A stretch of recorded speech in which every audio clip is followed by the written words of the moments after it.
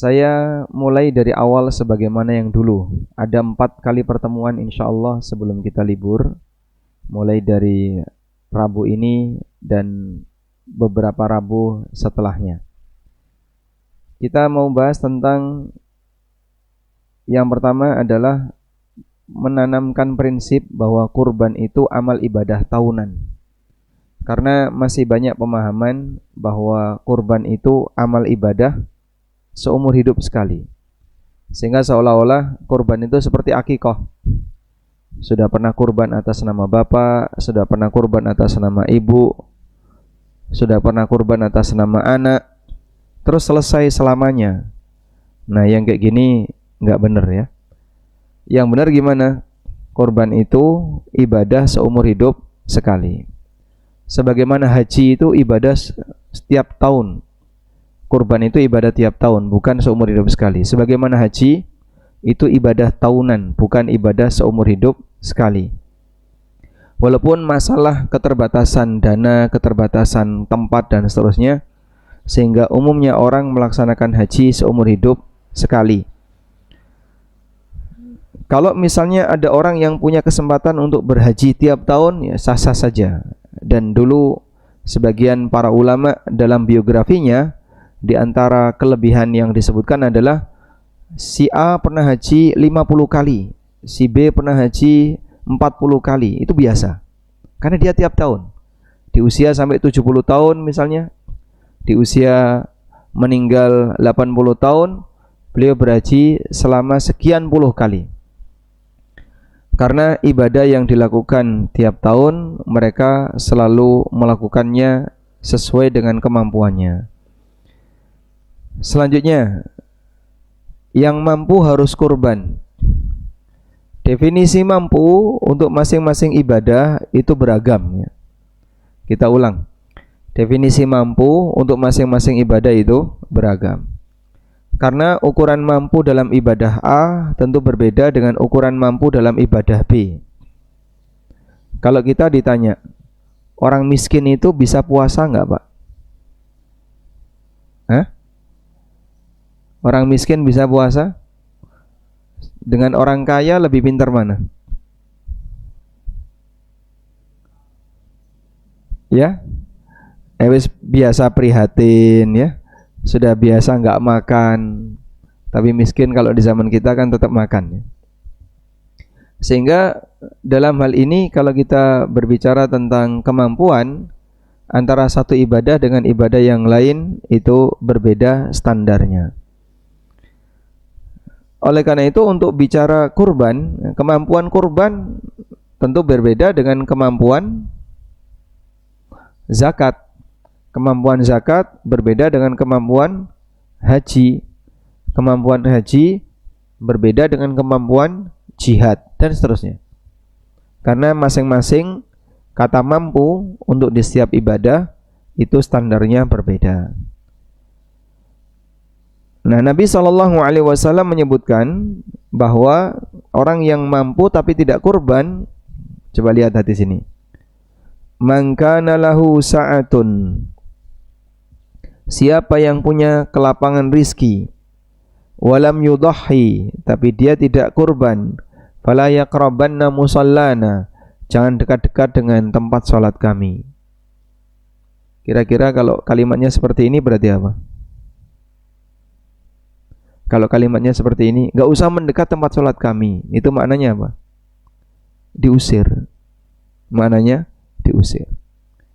Jadi ada orang yang diusir oleh Nabi SAW dari masjid. Kalau kita maknai musallana, tempat salat kami di sini adalah masjid. Karena musallana di sini bisa dimaknai masjid, bisa dimaknai lapangan salat Id. Kalau kita maknai masjid, coba bayangin di masjid itu yang jadi imam Rasulullah SAW. Ketika kita datang, beliau ngusir kita, bapak keluar, enggak boleh sholat di sini. Kira-kira gimana? Berantem? Mana mungkin? Ada ibadah yang sifatnya mewakili. Kami ingin menekankan bagian ini. Bedakan antara kepemilikan dengan keterlibatan.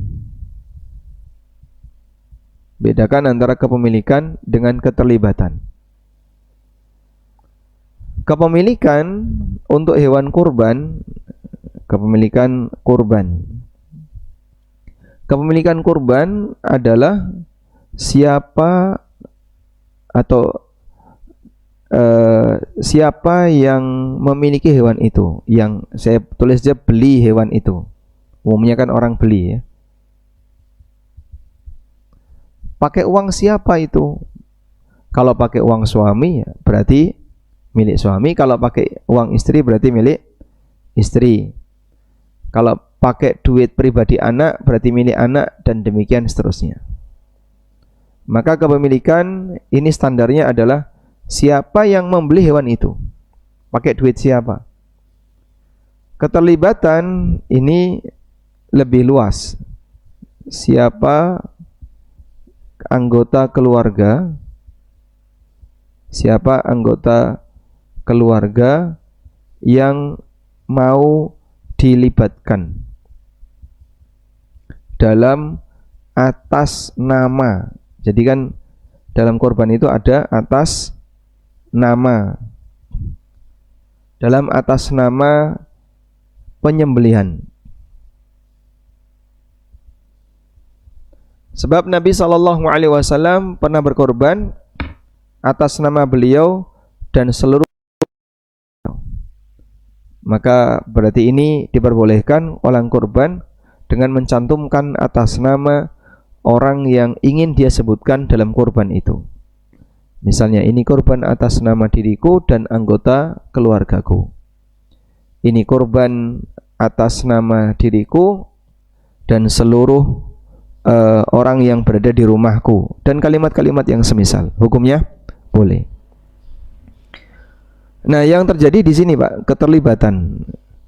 Kalau kepemilikan tetap milik satu orang. Nah, kepemilikan itu adalah kepemilikan paket kurban. Paket kurban itu bisa 1 kambing atau 1/7 sapi.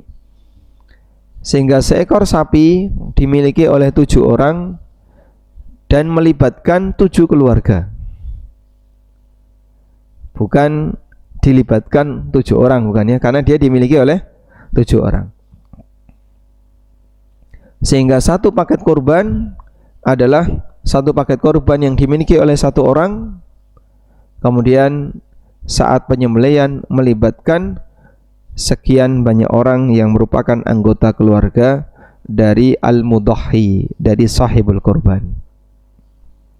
Baik. Dalil tentang ini adalah model kurban di zaman sahabat.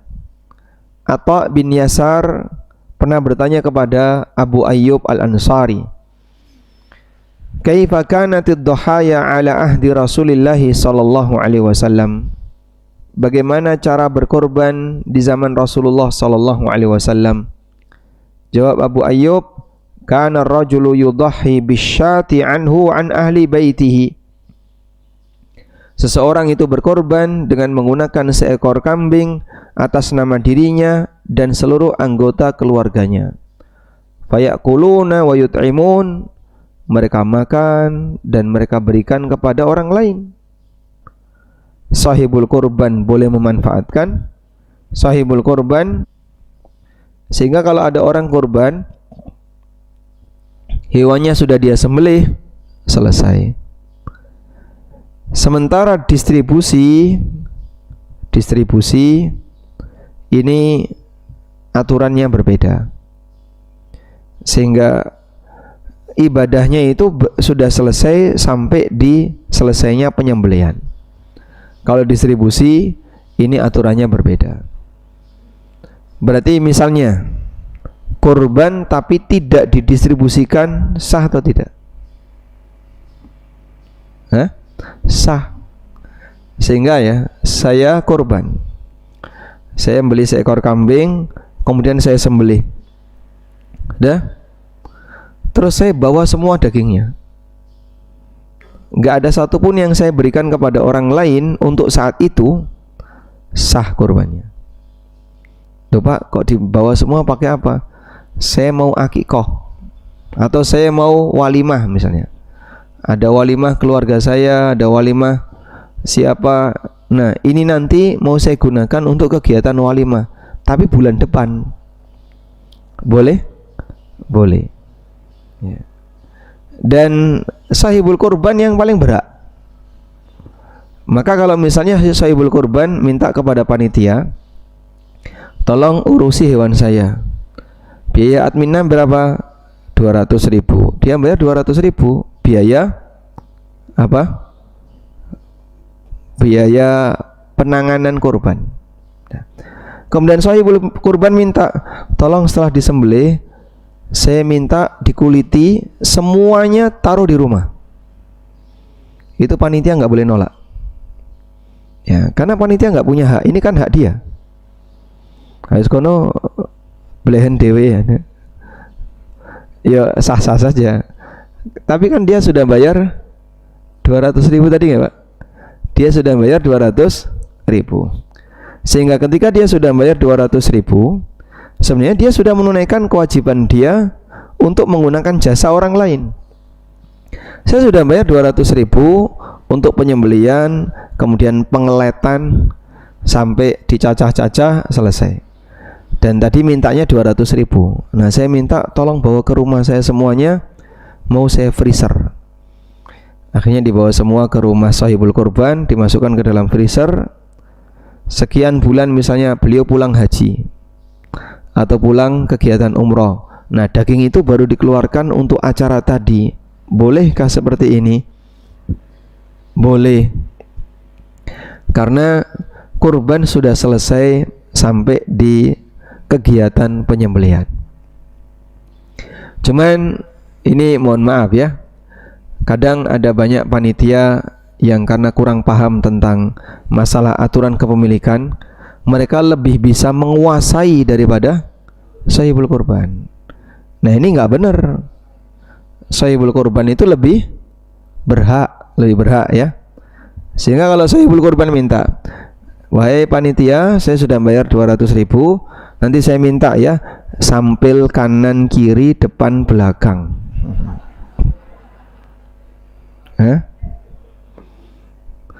Tulang iga, ati, PNKB.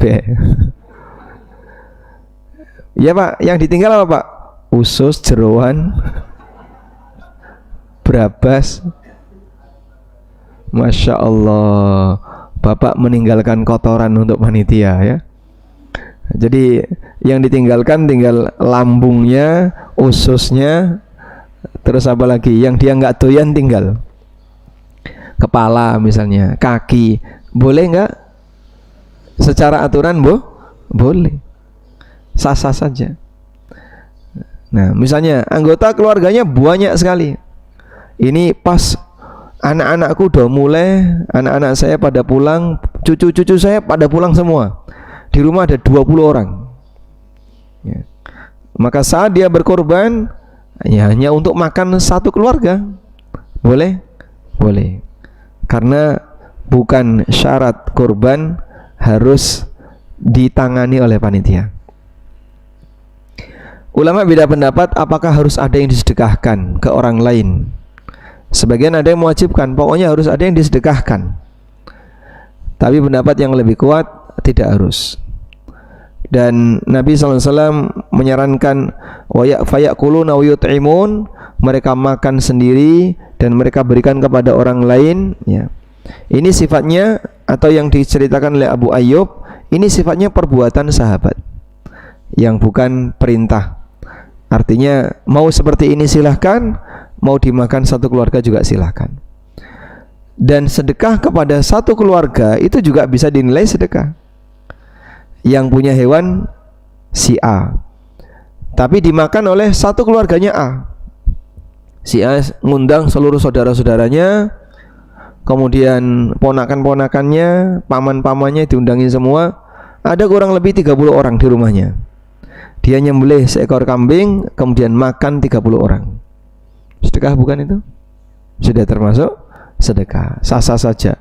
Loh kok takmir lah dibageni Pak? Ya sah-sah saja kan. Mau sudah bayar ke takmir. 100 250 di sini seekor kambing. Sapi sama kambing sama? Masya Allah. Oh beda. Oh ya, baik. Baik. Jadi kalau sudah bayar seperti itu, berarti sudah memenuhi kewajiban. Nah, kira-kira kalau ada kayak gini di Marhama gimana Pak? Hah? Kon golek masjid liyane ya. Wes sampean korban yang jaba kono Mas. Ada budaya yang berbeda ini Pak. Di Lamongan ya, di tempat kami, kurban itu di rumah. Sehingga taunya saya dulu korban itu ya sendiri-sendiri. Di sini si A misalnya korban ya dia sembelih di rumahnya, si B korban disembelih di rumahnya, dan demikian seterusnya. Jagal itu keliling. Jagal itu dia pindah dari satu rumah ke rumah yang lain. Nah itu dikasih jam. Nanti saya datang ke rumah sampean jam sekian. Saya datang ke rumah sampean jam sekian. Nah, begitu dia selesai sholat, langsung keliling dia. Dan di masjid itu jarang sekali ada kurban. Saya masih ingat di masjid kami itu dulu ya, nggak tahu sekarang. Cuman ada seekor kambing. Orang nitip seekor kambing di masjid. Nah, berbeda dengan di Jogja. Kalau di Jogja kan kolektif ya, dikumpulkan, kemudian nanti ditangani oleh panitia yang dibentuk oleh takmir. Dan mungkin akan berbeda di tempat yang lain. Namun pada prinsipnya semuanya boleh. Nah, kalau kita lihat dari prakteknya para sahabat, mereka berkorban atas nama dirinya dan seluruh anggota keluarganya. Ada yang dimakan dan ada yang diberikan kepada orang lain. Selanjutnya, batasan keluarga yang boleh dilibatkan dalam kurban itu siapa saja? Coba kita lihat di sini keterangan Imam Al-Baji. Imam Al-Baji ini ulama mazhab Malikiyah. Yajuzu lil insani ayyudahhiya an nafsihi wa an ahli baitihi bisyatil wahidah. Seseorang boleh berkorban atas nama dirinya dan anggota keluarganya dengan seekor kambing, yakni bi ahli baitihi. Yang dimaksud dengan ahlul bait yang boleh dilibatkan dalam apa tadi? Atas nama kurban adalah ahlan nafaqah. Adalah orang yang sumber nafkahnya sama. Orang yang sumber nafkahnya sama. Jadi walaupun mungkin dia tinggal berbeda dengan orang tuanya, tapi selama masih dinafkahi oleh orang tuanya, maka orang tuanya boleh berkorban atas nama dirinya dan seluruh anggota keluarganya, termasuk yang berada di luar kota. Bapak punya anak sedang kuliah misalnya, itu kan tidak menafkahi dirinya sendiri ya, tapi dicukupi oleh orang tuanya yang sedang kuliah ini. Orang tuanya korban di Jogja, anaknya kuliah di Jakarta misalnya. Termasuk enggak anaknya ini bisa dilibatkan? Bisa. Kenapa? Dinafkahi oleh orang. Jadi masih satu nafkah. Berarti kalau ada anak yang sudah pisah dan nikah, sudah berkeluarga, sudah mentas, sudah mencukupi dirinya sendiri dan keluarganya sendiri, berarti sudah bukan lagi ahlul bait yang dipakai atas nama ketika korban. Begitu ya. Ibnu Habib yang juga ulama Malikiyah mengatakan, walahu ayyudkhila fi udhiyatihi man balagha min waladihi wa in kana ghaniyan idza kana fi baitihi idza kana fi nafaqatihi wa baitihi. Boleh meniatkan kurban untuk anaknya yang sudah balik meskipun dia mampu, jika anak itu dia nafkahi dan tinggal di rumahnya. Kalau Ibnu Habib mensyaratkan harus satu atap. Nah, berdasarkan penjelasan ini, maka ada 3 syarat yang boleh kita libatkan dalam kegiatan kurban atas nama kita. 1. Ada hubungan keluarga. 2. 1 sumber nafkah. 3. 1 atap. Baik. Kalau 1 atap tapi tidak ada hubungan keluarga, Pak, pembantu. Pembantu itu tinggal di rumah majikan. Kemudian dia makan dengan menggunakan dana atau nafkah majikannya, tapi tidak ada hubungan keluarga. Boleh nggak dilibatkan?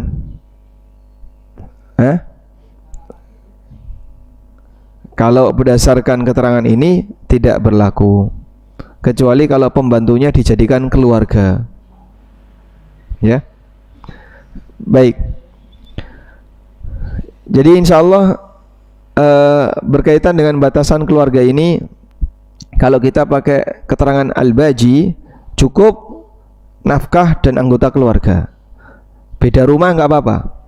Satunya di luar kota karena sedang kuliah atau karena aktivitas yang lain, selama sumber nafkahnya sama bisa dilibatkan. Berarti orang tua bisa nggak? Orang tua bisa nggak? Bisa, karena kan hidup ini gantian ya. Waktu anaknya nggak mampu, yang ngasih nafkah siapa? Orang tua. Waktu anaknya mampu, orang tuanya nggak mampu, yang ngasih nafkah anak. Hidup ini kan gantian. Makanya antara anak dan orang tua itu wajib memberi nafkah. Di Klaten itu saya pernah gabung dengan panitia zakat fitrah. Nah, selesai zakat fitrah dikumpulkan, kemudian daftar penerima itu ditunjukkan. Kita akan berikan zakat fitrah kepada ini. Nah, saya sempat tanya ya, pastikan Bapak hanya orang miskin yang boleh nerima. Nah, terus tanya, nah biasanya yang tak kasih itu ini, yang kami kasih itu ini. Nah, disebutkan ada orang yang sudah sepuh sekali, sudah lumpuh, sepuh, usianya 80-an mungkin, ibu-ibu janda. Dah. Terus saya tanya, beliau ini tinggal di mana? Ya bareng karo anaknya. Terus nafkah beliau ya dari anaknya. Anaknya mampu atau tidak? Anaknya kerja di Samsat. Oh. Akhirnya kita ke sana, rumahnya bagus, kaya ya. Tapi ibunya kan orang yang nggak mampu, miskin. Kalau kayak gini boleh nggak disebut orang miskin? Tidak. Kenapa? Melu anak. Kalau disebut orang miskin, bayi itu miskin, Pak. Ya, bapaknya gajinya tiap bulan 1 miliar, punya anak 5, mulai dari usia 10 tahun ke bawah sampai bayi. Bayinya miskin nggak, Pak? Kan nggak punya apa-apa, ora iso nyambut gawe ya? Sehingga bayi ini nggak bisa kerja, nggak bisa apa-apa. Apakah dia miskin? Bapaknya tabungannya 10 miliar. Nah, itu yang disebut dengan tabi. Jadi begini, dalam keluarga itu ada pokok, ada pengikut. Pengikut ini disebut dengan tabi. Status pengikut itu sama dengan status pokok. Ibu rumah tangga walaupun tidak kerja di luar, tidak berpenghasilan, tapi kalau suaminya direktur Pertamina, kita tidak bisa mengatakan ibu yang miskin. Kenapa? Dia ngikutin status suaminya. Tapi saya nggak kerja itu, Pak. Saya nggak punya sumber pendapatan. Iya, kamu tidak berpendapatan, tapi suamimu kaya sehingga posisi kamu ngikutin suami. Begitu ya. Nah, dari sinilah berkaitan dengan masalah nafkah, ada usul dan ada usul dan ada furu'. Usul itu bapak, kakek, bapak, ibu, kakek, nenek, dan terus ke atas. Furu' itu anak, cucu, cicit, dan terus ke bawah. Dua ini saling memberi nafkah, sehingga usul wajib memberi nafkah ke furu', furu' wajib memberi nafkah ke usul sesuai kemampuan masing-masing. Karena itu anak wajib ngasih nafkah ke orang tua, sebagaimana dulu orang tua wajib ngasih nafkah ke anak. Nah, kadang pemahaman ngasih nafkah ke orang tua itu masih belum begitu maksimal, sehingga jarang ada anak yang mau ngasih nafkah ke orang tua. Ya, bapak era mampu ya dimbarne era mampu. Ya bapak kan bapak mas, wis urip dhewe, ya kabeh iso urip dhewe. Tapi kamu punya kewajiban memberi nafkah orang tuamu ketika orang tuamu sudah tidak produktif. Ya. Dan demikianlah interaksi yang diajarkan dalam Islam, yang mampu memberi kecukupan kepada yang tidak mampu. Maka kalaupun ada orang yang sama sekali tidak mampu, maka nanti dia ditanggung oleh anaknya. Kalau nggak ada anak pak, ditanggung oleh negara.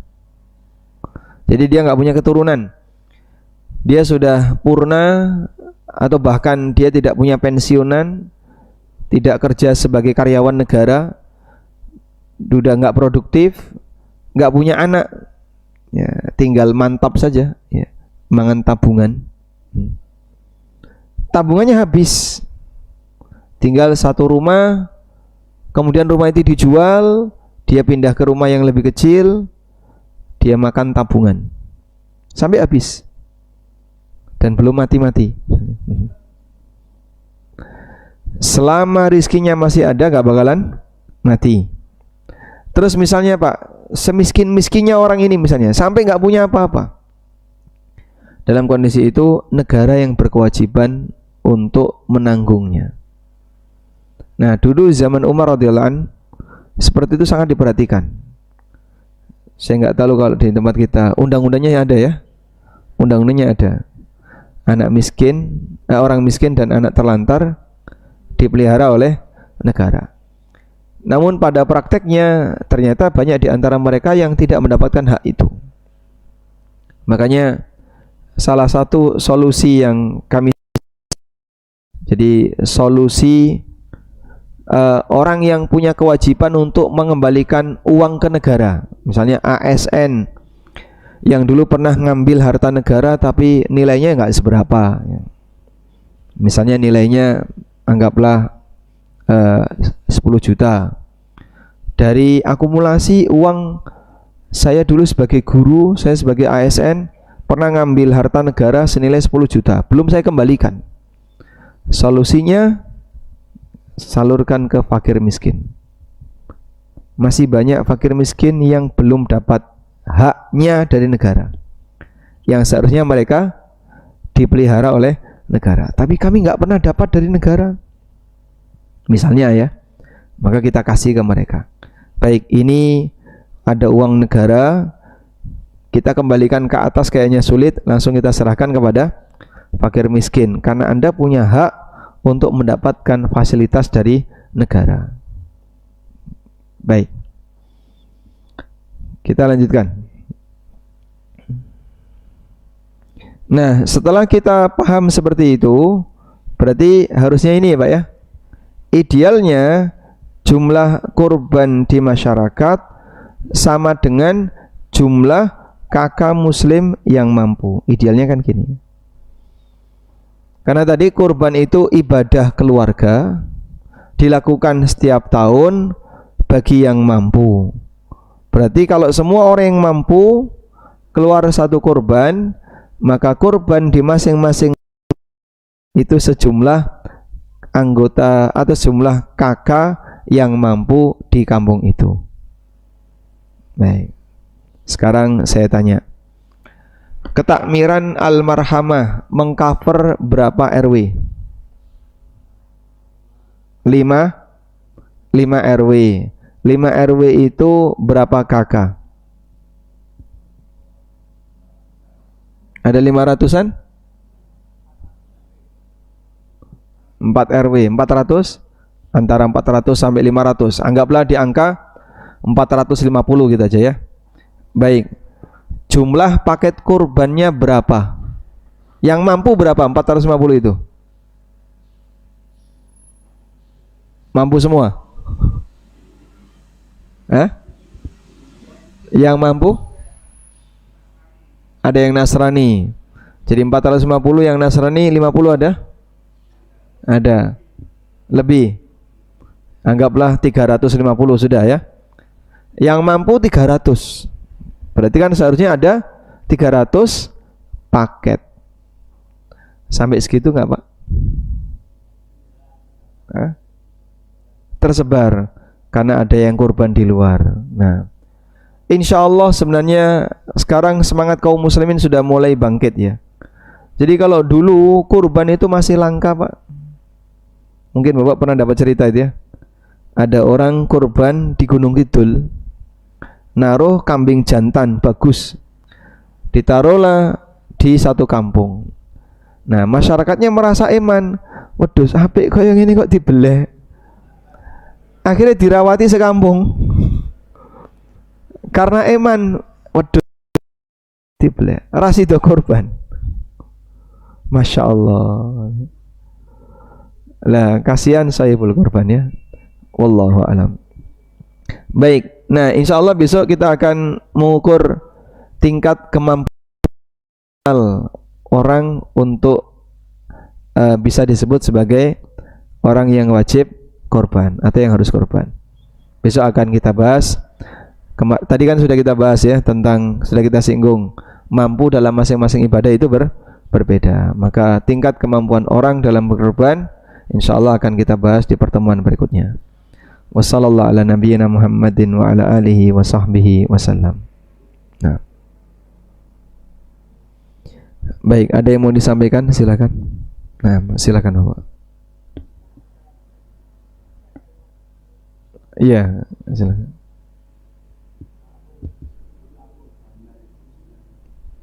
Korban di masjid.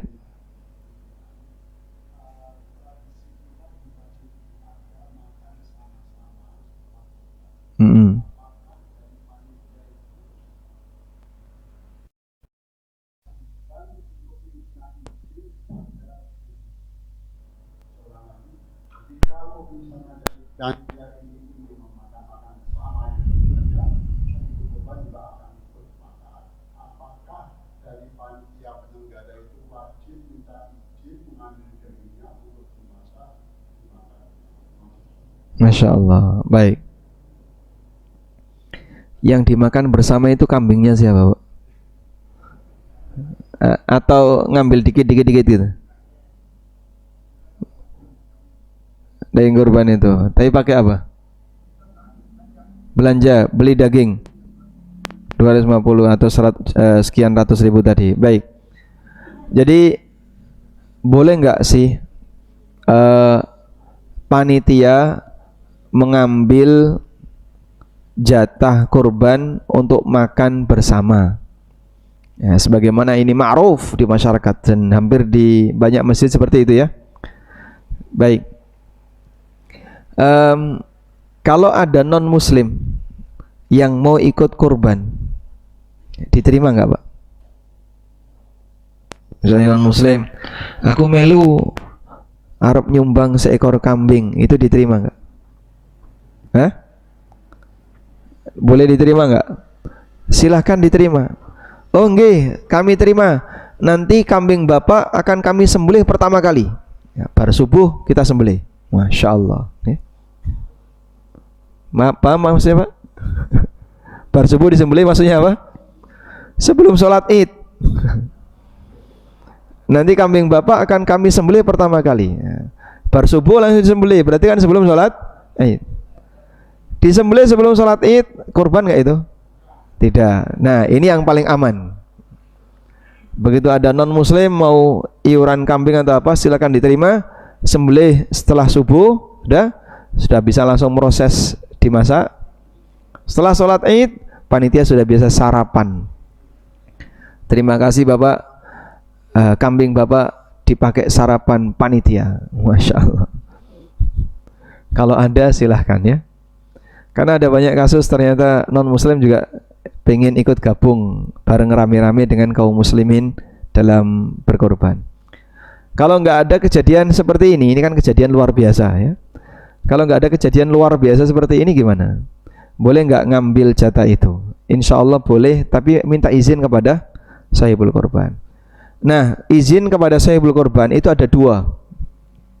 Ada izin secara lisan atau tulisan, dan ada izin secara urf ya. Karena izin itu ada dua ya.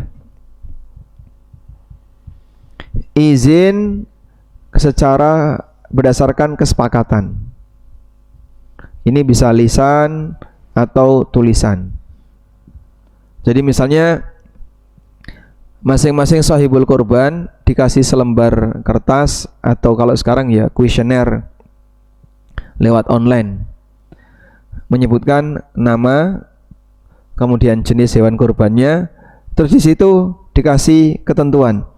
Apakah Anda mengizinkan satu hewan kurban Anda diberikan ke masyarakat 2/3? Dua, kan 2/3 ya, sepertiganya ke dia, 2/3-nya ke masyarakat. Yang kedua, apakah Anda mengizinkan hewan kurban Anda diambil sebagian untuk makan bersama?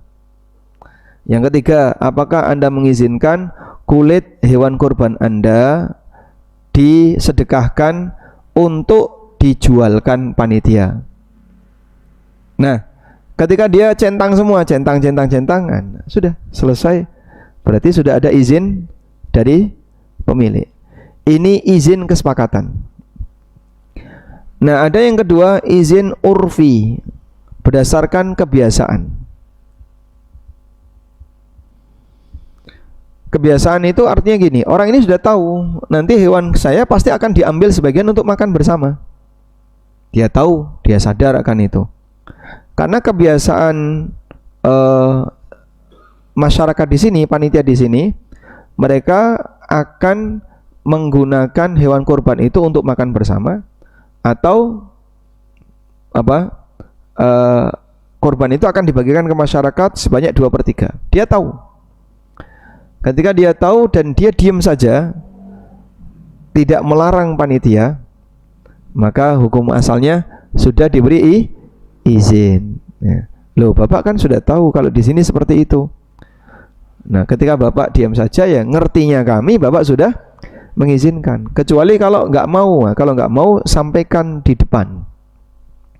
Nanti kalau sudah kambing saya sudah disembelih, saya minta tadi ya, sampil kanan kiri, depan belakang, tulang rusuk dan punggung. Kayak no kabeh ya. Nah, kalau dia sudah ngomong seperti itu di depan, berarti dia sudah mengecualikan dari peraturan urf yang ada. Baik, insya Allah dipahami ya. Nah, jadi insya Allah nggak apa-apa Pak, selama yang bersangkutan membolehkan. Cukup? Ada lagi? Silakan Pak. Allahumma sholli ala Muhammad.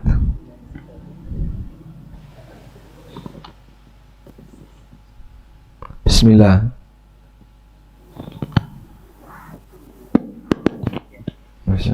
Allahumma sholli ala sayyidina Muhammad. Dengan geli izin bertanya Ustadz Ami, bagaimana hukumnya jika kami penjual hewan kurban memberi hadiah kepada panitia penyembelihan hewan kurban yang menjadi membeli hewan kepada kami? Contohnya keperluan konsumsi dan upah jagal ditanggung penjual hewan. Terima kasih. Masya Allah. Nah, sekarang penjual hewan sudah mulai banting-bantingan harga ini. Sehingga mana yang bisa memberikan fasilitas yang lebih, maka dia diminati panitia. Baik, coba kita lihat skemanya kayak gini ya. Ini sudah menyinggung masalah muamalah ya, bukan lagi kaitannya dengan fikih kurban. Di sini ada jamaah, di sini ada panitia, di sini ada penjual, nanti ada jagal, itu pihak yang berbeda. Kalau misalnya Pak, ini ambil cuan, ini ambil cuan, ini ambil cuan, ambil untung, ambil untung, ambil untung, itu pakai duitnya siapa Pak? Hah? Pakai duitnya jamaah, sehingga jamaah itu membayar, dan yang dapat untung panitia, penjual, jagal. Masya Allah ya. Jadi beban jamaah jadi lebih berat ya, karena harus memberikan keuntungan kepada tiga pihak. Panitia yang ngambil untung, penjual ngambil untung, jagal juga ngambil untung. Biaya yang harus dikeluarkan kan jadinya lebih besar. Baik. Nah, semacam ini boleh nggak? Ya tergantung skemanya. Pertanyaannya, status panitia itu apa? Yang perlu dipertanyakan kan, status panitia di sini sebagai apa?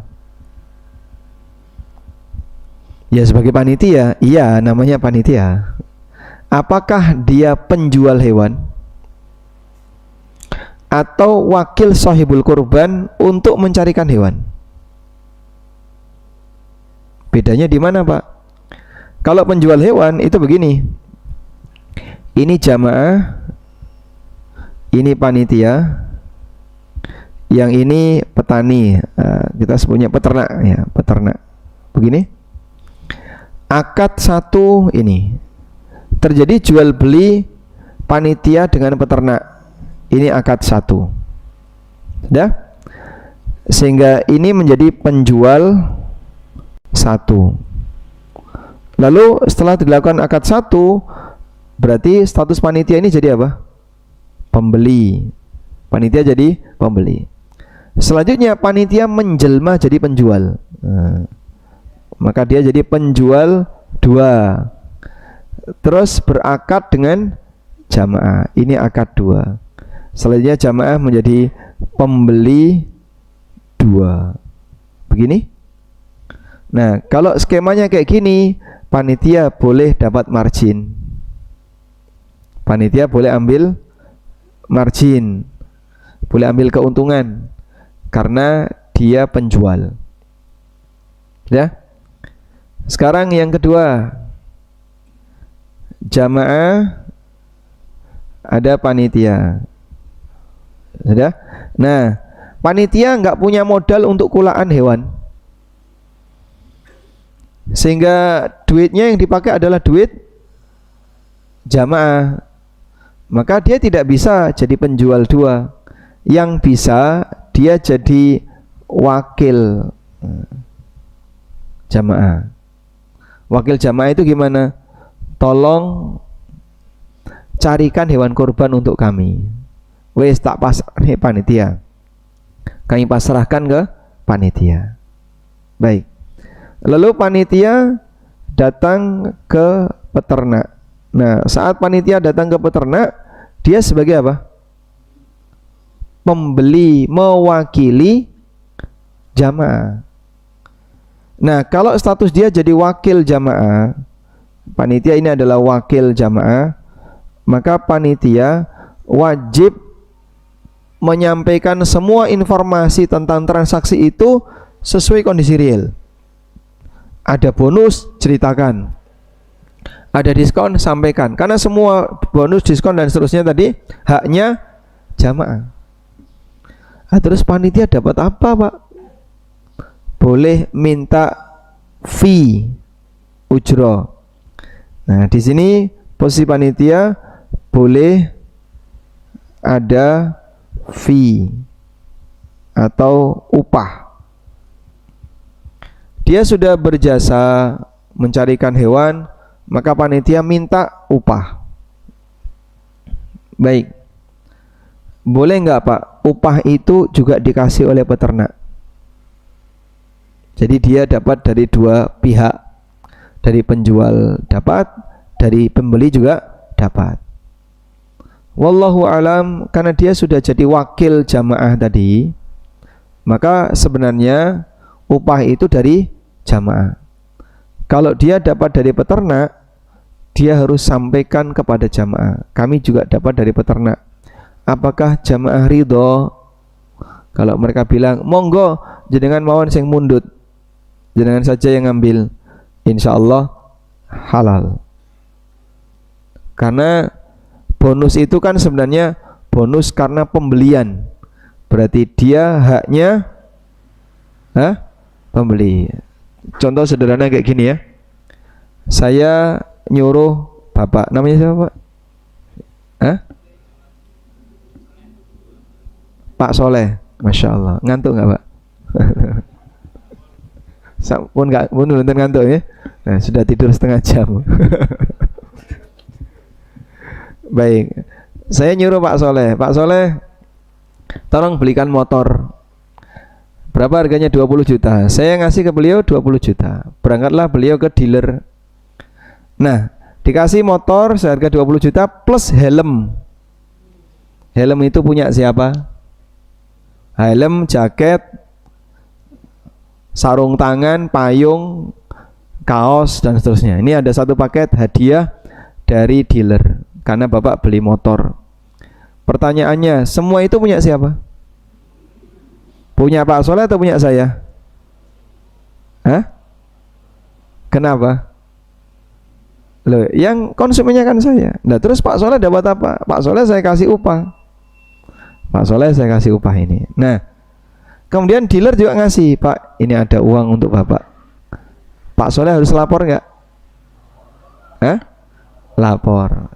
Ini yang lebih ekstrim ya, dikit lagi, sudah bel sudah berbunyi ya, sedikit ekstrim. Bapak kerja di instansi pemerintah A. Posisi bapak sebagai pengadaan. Ya. Pak, kantor butuh 10 unit komputer. Sebagai bagian pengadaan, Anda berangkat ke toko komputer.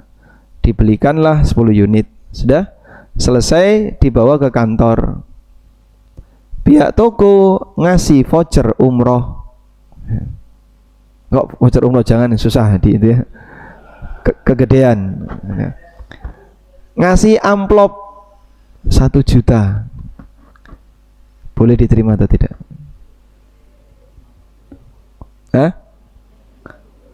1 juta ini punya siapa? Punya instansi atau punya bagian pengadaan? Punya. Kenapa punya instansi?